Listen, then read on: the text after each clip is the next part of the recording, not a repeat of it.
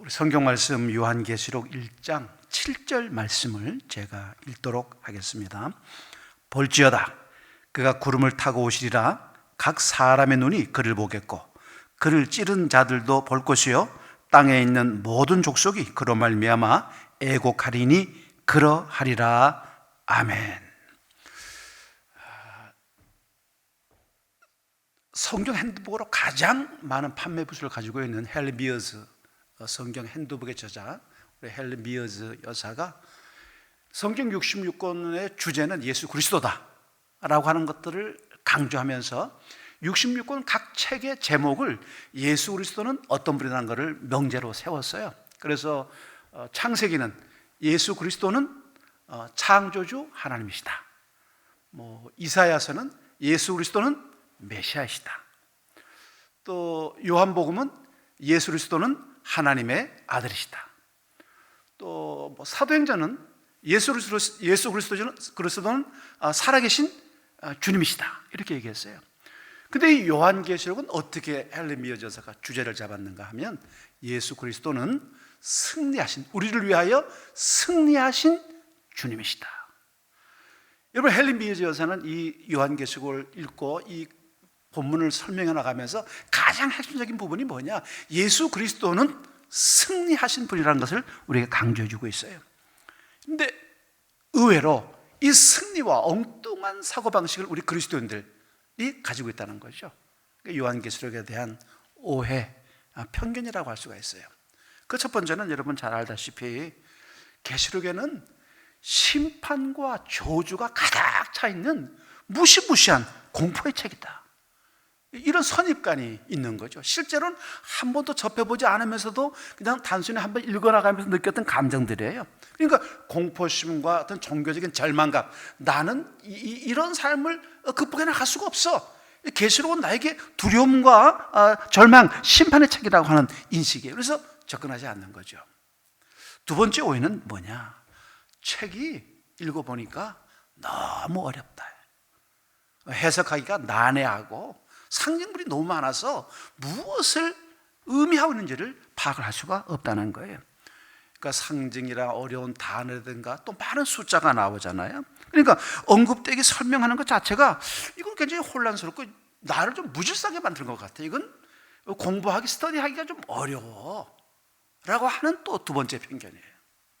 세 번째 편견은 우리 교회 팽배해 있을 수 있어요. 요한계시록은 정통교회는 보지 않는 책이다.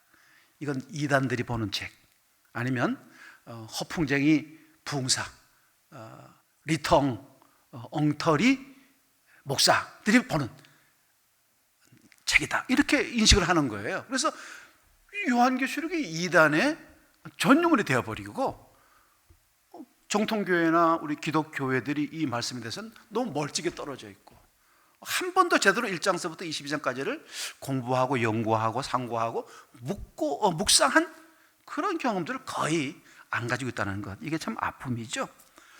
만 이런 식의 이 세 가지의 잘못된 주장, 오해가 사실이라고 하면 왜 굳이 주님께서 성경의 66번째 책으로 우리에게 남겨줬을까?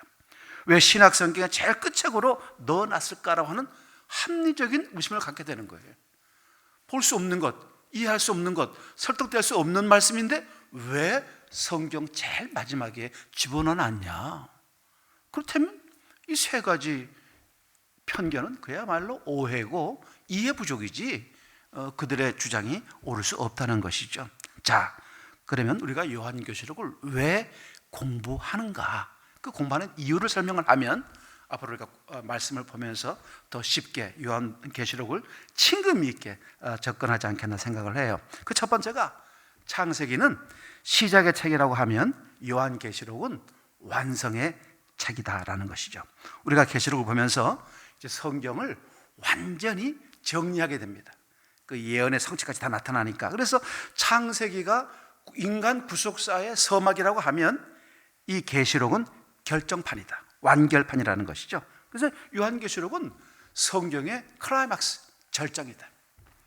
모든 것의 완성, 모든 것의 승리, 모든 것의 완결을 의미하는 거예요. 그래서 이 요한계시록에서 구속사는 모든 가닥이 뭐로 나타나냐? 영광스러운 승리의 환상으로 결정되는 것이죠. 그 창세기와 계시록이 서론과 결론으로 밀접하게 연결되어 있었어요. 계시록이 하나님의 구원 계획이 마침내 완성되고 여기서 영원한 끝의 시작과 시작의 끝을 보는 거예요. 말이 묘미 있죠? 영원한 끝의 시작, 영원 세계가 시작되는 거예요. 그리고 오늘 우리가 보고 있는 이 모든 인생의 새로운 종말과 함께 새로운 시작들을 출발선으로 맛보게 된다는 거예요. 그래서 여러분, 요한계시록은 신약 성경에서 유일한 묵시서, 예언서예요. 그래서 여러분, 박스를 제가 지금 화면으로 보는데 이런 페이퍼에도 보실 거예요. 자, 창세기는 서막이고 요한계시록은 결말이다. 또 창세기는 시작이고 요한계시록은 완성이다는 것들을 어떻게 볼 수 있느냐? 창세기 1장부터 3장까지 사건과 요한계시록 20장, 21장, 22장 석장, 이거는 요한계시록 21, 22는 신학자들이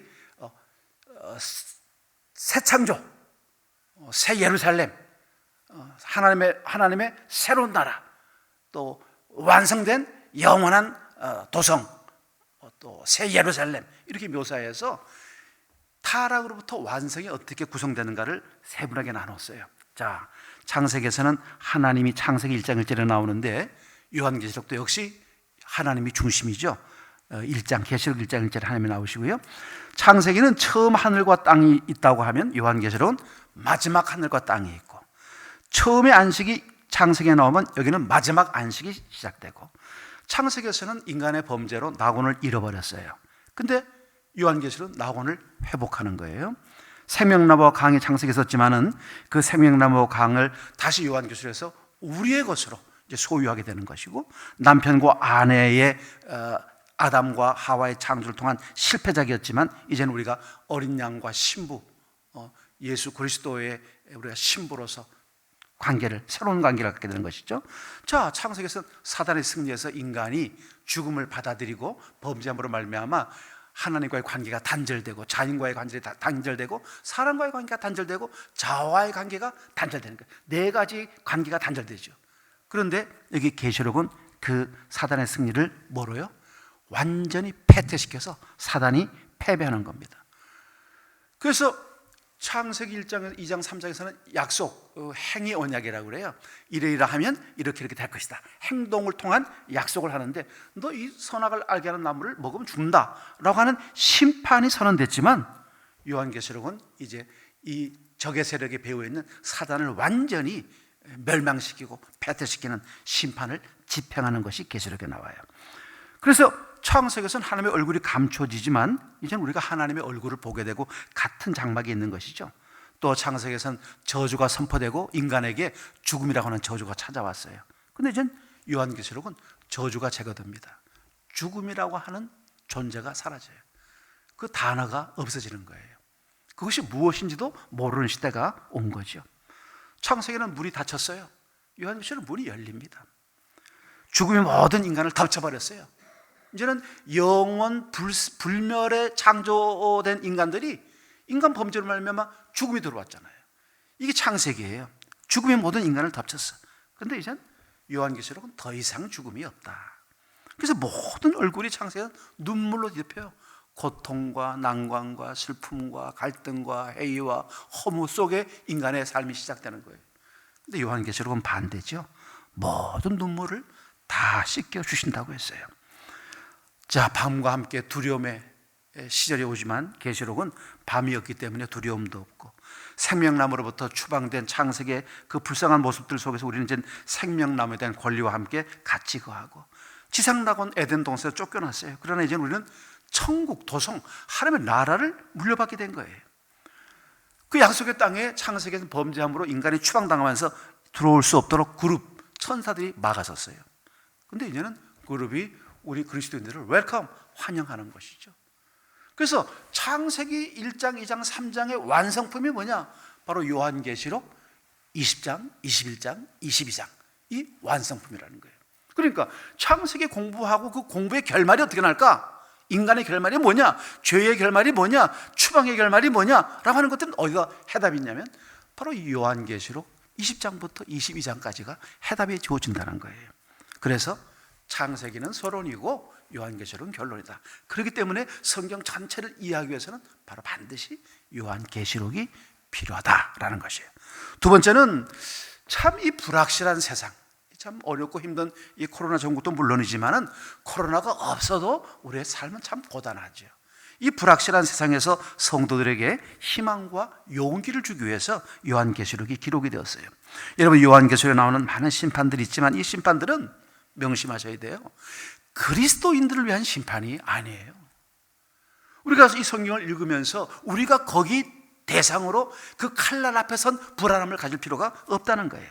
하나님을 대적하는 세상, 그리고 세상의 권력자들, 그리고 세상의 이 배후에 있는 사단의 세력을 심판하시기 위한 것이지 자기 택한 백성을 심판하기 위해서 쓴 기록이 아니라는 거예요. 여러분, 요한계시록은 그리스도께서 사도 요한에게 기록하게 한 것이에요. 그 당시 박해받고 있던 아시아 교회들에게 보내는 말씀을 기록한 거예요. 요한계시록에 쓴 목적이 뭐냐? 그리스도인들을 격려하고 믿음의 도전을 주기 위해서 이 책을 쓴 거예요. 심판이 아니죠.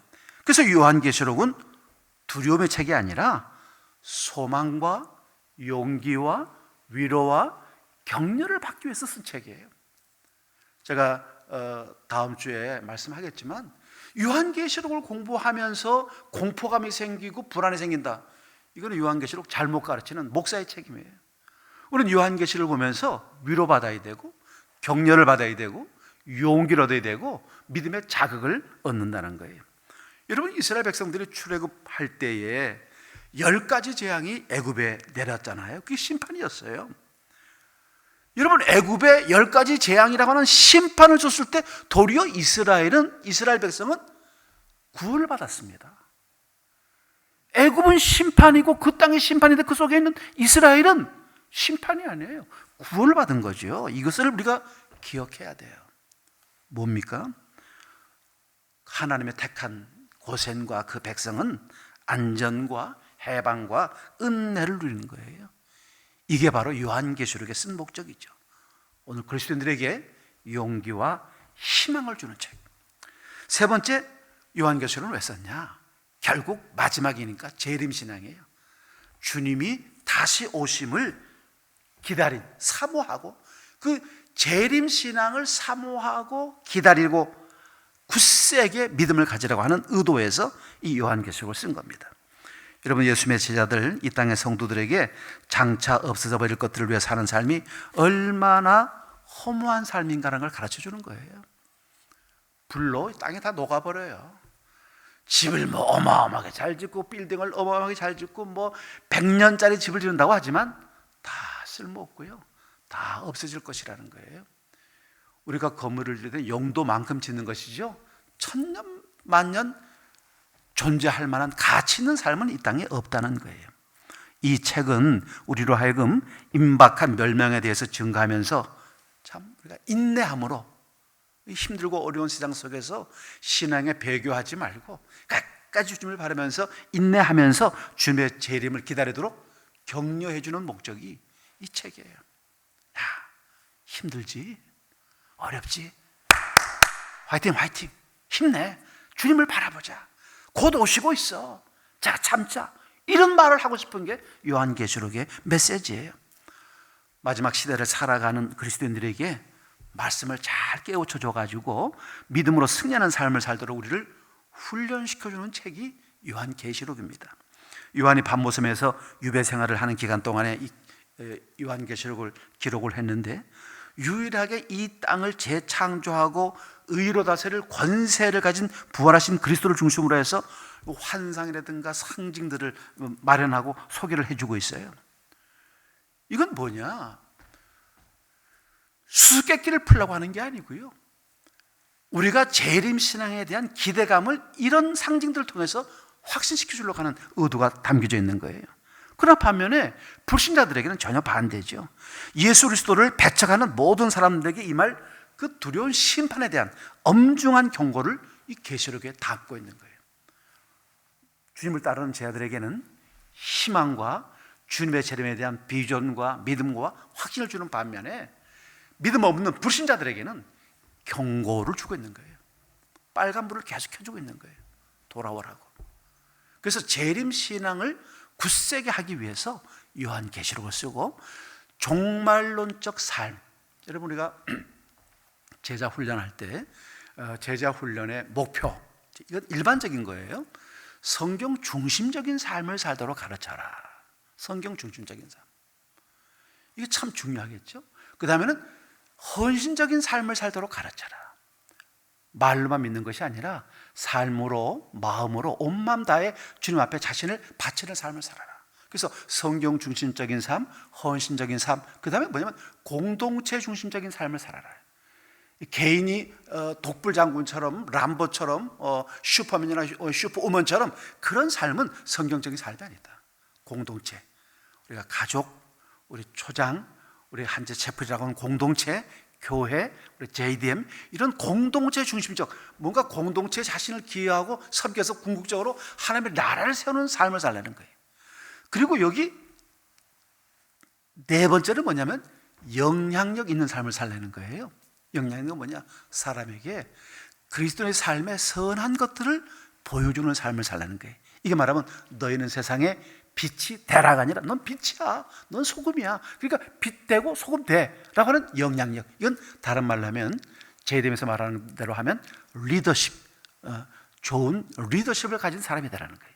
근데 마지막 다섯 번째 지적의 목표 다섯 번째가 뭐냐면 종말론적 삶의 태도를 갖추도록 하라는 것이죠. 뭐냐? 땅에 살고 있지만 하늘을 지향하는 삶, 바다 속에 있지만 바다를 뛰어넘는 추구하는 삶, 현실 속에 우리 몸을 담그고 있지만 현실을 뛰어넘는 이상의 세계를 향하여 날아가는 삶, 이걸 우리가 말하는 거예요. 그러니까 종말론적인 삶은 뭐냐? 주님 반드시 온다. 그럼 우리가 투자하고 우리가 집중해야 될 게 뭐냐? 영원한 삶에 투자하고 영원한 삶의 가치에 투자해야지 썩어지고 부서지고 없어질 것 아무것도 아니다. 또 저도 이제 이렇게 주님을 오랫동안 따르다 보니까 점점요 나이를 먹어간다는 이야기는 삶을 가볍게 하고 마음을 가볍게 하고 영혼을 가볍게 하는 것 같아요. 뭔가 가진 것을 나누어서 자꾸 나를 소비시켜서 내 스스로 가난해져서 주님 볼 때 아주 가볍게 죄의 멍에로부터 무거운 세상의 짐으로부터 자유로워서 정말 마라토너처럼 가장 빠른 속도로 주님 앞에 갈 수 있는 태도를 갖는 거예요. 그게 종말론적 삶이에요. 여러분 요한계시록은 바로 이겁니다. 재림 신앙을 통해서 종말론적 삶의 태도를 갖추도록 하는 것이 목적이에요.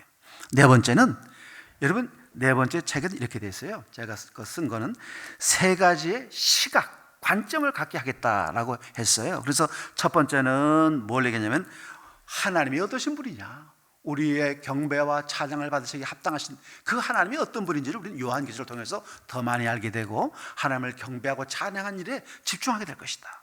두 번째는 그리스도인들을 굴복시키고 배교하고 있는 이 사단의 영향력에 대해서 우리가 사단의 공격을 어떻게 이겨나갈 수 있을 것인가, 그 사단이 뭐냐, 이걸 다루는 거예요. 세 번째는 뭐냐, 종말이죠. 새 예루살렘, 하나님의 도성은 무엇인가, 사단의 세력은 어떻게 멸망할 것인가, 이걸 보는 거예요. 근데 저는 이 4번 문제를요 조금 테마를 바꿨어요. 뭐로 바꿨냐면 계시록은 그리스도인들에게 힘과 복을 더하는 책이다, 이렇게 제가 좀 변동을 시켰어요. 제가 이 헬렌 미어즈 책을 한번 읽어봤는데 여러분들도 제가 이제 추천 도서로 다음 주에 말씀을 드리려고 하는데 그 요한계시록 22장 어려운 것들을 아주 쉽게 뭐 초등학생도 읽을 수 있게끔 잘 이렇게 풀어놨어요. 근데 그 서론 부분에 미어즈 여사가 이런 말을 했어요. 이 요한계시록에는 7가지 복이 나오죠. 저도 이제 성기선을 찾아봤습니다. 복 받는 사람은 이런 자는 복이 있다는 말이 7번 나오는데 이렇게 7번 강조되는 책이 요한계시록이라는 거예요.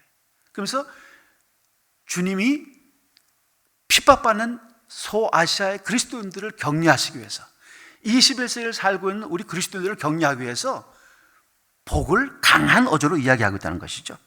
여러분 이렇게 써놨어요. 요한계시록은 신약 성경 가운데 유일한 묵시 예언서인데 그 예언의 말씀을 읽고 듣는 사람들에게 축복을 약속해주는 은혜롭고 유익한 책이다. 이제 이분 얘기해요. 복이 있나니 라는 말씀은 엄청나게 힘 있는 말씀이다. 그리스도인들이 많이 읽지 않은 책이지만 확실하게 읽고 은혜를 채우도록 할 때 복이 임한다라는 거예요. 여러분, 요한계시록 공부하면서 정말 하나님의 복을 누리는 우리 모두가 되기를 바라겠습니다. 그럼 다섯 번째는 뭐냐? 이 요한계시록을 바르게 알아야 수많은 그 허접한 이단들을 대적하고 잘못된 신앙의 유혹으로부터 우리가 탈출하거나 승리할 수 있게 만들어주는 책이 바로 요한계시록이에요. 정통 교회들이 선입관 때문에 이 요한계시록은 위험하다, 뭐 잘못 해석하면 엉뚱한 결말을 맞게 된다, 이런 식의 그냥 뭐 구데기 무서워 자학 못 담근다라는 이런 논조를 가지고 아예 관련을 안 짓는 거예요. 기껏해야 1장, 2장, 3장 그저 7교회 정도만 설명하고 누구 돌아가시면 21장, 22장에 눈물 닦아주고 하나님과 함께 있는 이런 위로의 메시지지, 계시록 그 자체를 설명하는 일들을 상당히 좀 무섭다고 그럴까요? 두렵다고 그럴까요? 아니면 뭔가 좀 이렇게 접근할 수 없는 스스로의 경계선을 만들고 있는 게 아닌가는 참 안타까움이 있죠. 여러분, 우리가 이 통일교라든가 신앙촌이라든가 뭐 새천지라든가 뭐 이단들 또 잘못된 교회들도 다 계시록 가지고 앞장서서 하고 있지 않습니까?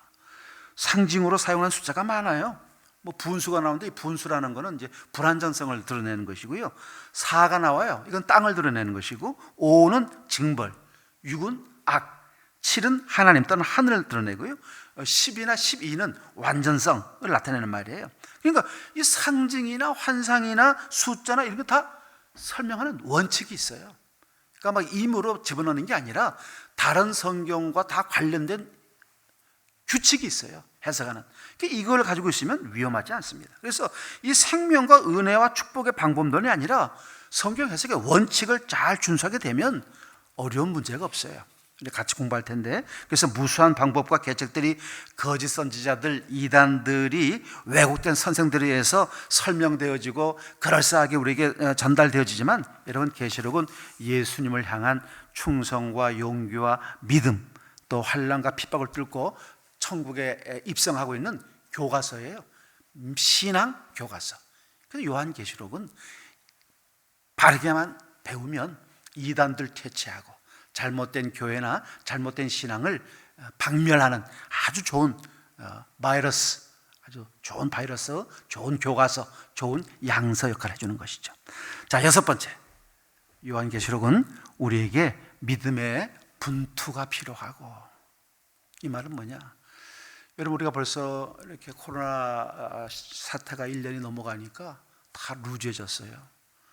뭐 해도 되고 안 해도 되고. 이제는 뭐 예배를 목숨 걸고 지켜야 될 이게 아니라 그냥 뭐 형편 닿는 대로 뭐 나가고 싶으면 나가고 듣고 싶으면 듣고 듣고 싶지 않으면 안 듣고 뭐 이런 수준에서 완전히 뭐 영적인 저하, 영적인 슬럼프를 스스로 이제 만들어 나가고 있는 거죠. 그러니까 요한계시록이 무슨 역할을 하냐? 우리에게 믿음의 분투가 필요하고, 뭐예요? 이렇게 살아서는 안 되겠다. 좀 더 뜨겁게. 저는 요즘에 그 죽도록 충성하라는 말씀을 자꾸 묵상하게 되는데요. 제가 그걸 수만 번 설교를 했을 텐데 지금 다시 또 이게 의미가 들어가는 거예요. 죽도록이 뭘까? 죽기까지일까? 진이 빠질 때까지 하라는 건가? 열정을 더하라는 건가? 그 묵상을 하게 돼요. 여러분, 지금이야말로 우리가 믿음의 자극을 받아야 될 때입니다. 더 뜨겁게 기도하고 더 간절하게 사모하고 더 열정적으로 주님의 일을 도모할 때가 바로 지금이에요. 그래서 요한계시록은 우리에게 믿음의 분투가 필요하고 반드시 승리를 약속하시는 하나님의 약속을 받는 책이 요한계시록이에요. 이제 어마어마한 재앙과 적 그리스도들과 신앙을 핍박하는 어둠의 세력들이 활개치는 쭉 나오게 되죠. 그러나 여러분, 걱정과 근심과 불안, 두려움도요, 물밀듯이 그 본문을 보면 우리 안에 스며들게 될 거예요. 그런데 여러분, 자세하게 요한계시록을 읽어보세요. 항상 그곳에는요, 우리에게 대한 믿음의 담보물이 확실하게 담겨 있어요. 아주 확고부동한 담보물. 아무리 적이 위협하고 적 그리스도가 위협하고 사단과 마귀들이 활동한다고 해도 우리에게 변할 수 없는 확고부동한 담보물이 있다는 거예요. 그게 뭐냐? 계시록 곳곳마다 그 구절구절 장마다 승리, 너를 지킨다는 보장, 이긴다는 승리의 확신들을 담아주고 있다는 거예요. 승리, 너 반드시 이길 거야 라는 말씀이 곳곳에 들어가 있다는 것이죠. 그러니까 우리는 뭐냐? 약속 믿고 나가는 거예요. 우리 애들이 너 뭐 사줄게 그러면 진짜 자꾸 반복하는 거예요. 확인하고 싶은 거죠. 좀 승리를 한다고 그래, 승리를 주겠다고 말씀하신 거예요. 그럼 이렇게 말하는 거예요. 그 승리를 진짜요? 진짜로 믿고 가는 거지. 뭘 의지해서? 주여 내가 말씀을 의지하여 라는 말이에요. 베드로가 밤새도록 고기 못 줬다가도 주님이 가서 그물 던지라고 하니까 내가 말씀을 의지하여. 형편은 그렇지 않지만, 지금은 고기 잡힐 때가 아니지만, 지금은 전문가 어부 입장에서는 지금 배를 띄워올 때가 아니지만 말씀에 의지하여. 여러분, 요한계시록은 말씀을 통해서 우리에게 믿음의 분투가 있고 승리가 있다는 것을 말씀해 주시고 있어요. 계시록을 공부하게 되면 미래에 대한 분명하고 확실한 말씀과 또 교훈을 얻게 되고, 우리가 주님의 제 이름을 사모하고 기다리는 신앙으로 말미암아서 굳세게 살아갈 수 있게 되는 거예요. 그래서 요한계시록은 비타민이에요. 우리를 더 종합 비타민, 필요한 것들을 계속 채워주는 거죠. 자, 마지막 요한계시록 공부하는 7번째, 계시록은 교회와 세상과 역사의 의미 그리고 본질을 가르쳐주고 우리들로 하여금 성경적인 역사관과 세계관을 가르쳐줘요. 여러분, 계시록은요 두 싸움이야. 교회를 파괴하려고 하는 사단의 세력과 우리가 예수 그리스도, 부활하신 예수 그리스도를 중심으로 하는 그 그리스도와의 투쟁이 이 요한계시록에 나와 있는 거예요. 자, 이번에 이 싸움을 이해하게 되면 믿음의 태도, 영적인 관점을 갖게 된다는 거예요. 핵심은 하나예요. 하나님이 모든 것을 지배하시고, 하나님이 모든 것을 조종하시고, 하나님이 모든 것을 이끄시고, 모든 것은 하나님의 뜻대로 이루어진다는 것이죠. 세상과 미래의 모든 것은 하나님의 계획 속에 있고 하나님의 의도대로 움직이고 있다. 이게 너무나 확실한 것이지. 아무리 사단이 발버둥을 치고 기가 막힌 전략을 짠다고 해도 하나님의 그 섭리 작정은 여전히 우리 편에서 움직이고 있다는 거예요. 세상을 주님이 말씀으로 창조하시고 이끌어 오신 것처럼 정말도 주님이 주도적으로 이 상황을 만들어 가실 것이다. 그래서 인생 미래는 누구게 있냐? 미래가 무슨 일이 일어날 것인가 중요한 것이 아니라 하나님이 나와 함께 하심이 훨씬 중요하다는 것이죠.